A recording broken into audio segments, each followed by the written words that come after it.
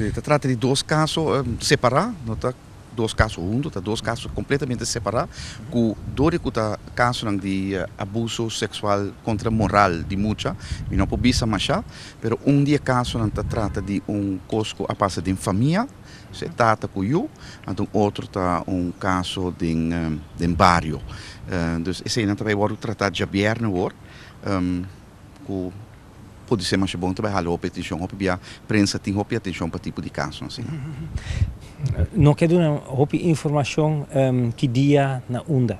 Javier, que dia na lugar? Sim. Boa pergunta, se me nota na altura de já. Da caso na qual lugar na 2014. Que dia em qual bairro se me nota? De meses se vai bem dilante em corte sim, pero não tá algo amisa a hora aqui. En de homem, en de mulher, qual idade? Tur dos da caso não de não caso com muito homem com muito homem menor de idade, e outro tata com mulher. Se também caso é castigo, quanto vai exigir em caso assim? Não, não pode. É um pouco difícil para mim para saber se é agora aqui, caso que netamente agora que vai tratar e não está costume para o Ministério Público dar uma declaração assim, nem por mim com um caso assim.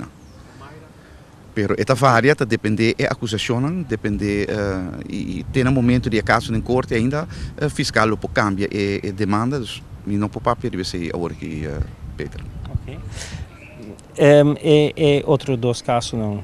Intento para assassinato, caso, dois casos separados. Tem dois casos que eu vou tratar de razão, dois casos de intento de assassinato, está dois casos de maltrato com a bem a seca, está a tomar lugar 18 de janeiro de 2014, ano passado, em discoteca em Salinha, onde homem relativamente jovem, 18 anos só, a los tiro e a maltratar também dois homens.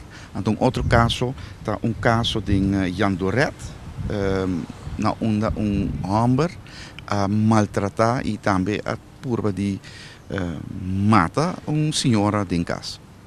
E o que vai exigir de caso assim? Tampouco não está net de Ministério Público para bisabo agora que promete o caso que é demanda lo tá, se não é usual, não passa assim.